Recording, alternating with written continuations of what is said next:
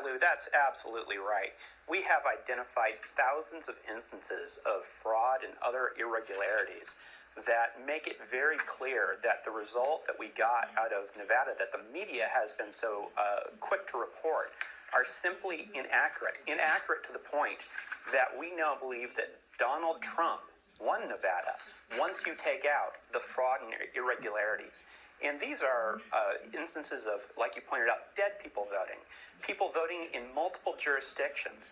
We have specific instances of fraud that we've identified from whistleblowers, and had very brave whistleblowers that have come forward, people that have worked for Clark County, Nevada, where Las Vegas is, to really show that this race cannot properly be called for anyone other than Donald Trump.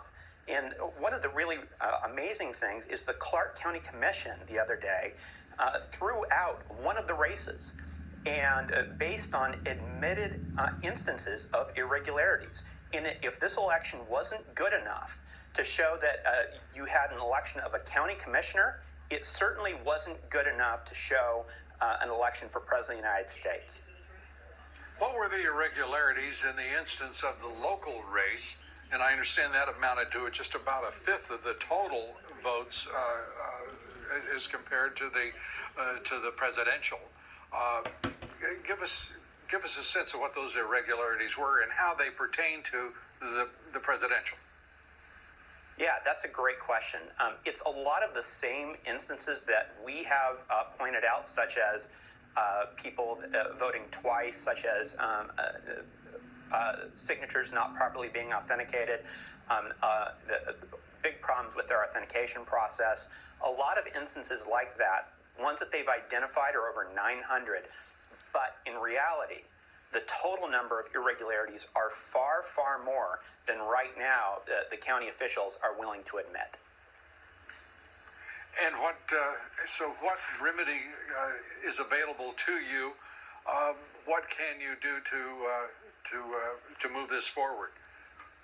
Well, we think the most appropriate thing, because we know that President Trump supporters are out there and have voted so strongly for him, the appropriate thing to do is to have a court here in Nevada recognize that President Trump's electors are the ones that will represent Nevada in the Electoral College. And the court certainly should not sit the electors that have pledged to support Joe Biden. So straightforwardly reversing the outcome, given the count of the votes that are so irregular, invalid, including 500 dead people's votes. Absolutely. It's the court, of course, can come up with a remedy that it thinks is appropriate, but that's the remedy that we think is most appropriate in this case, to recognize the truth that Donald Trump won Nevada. Jesse Binnall, thank you very much.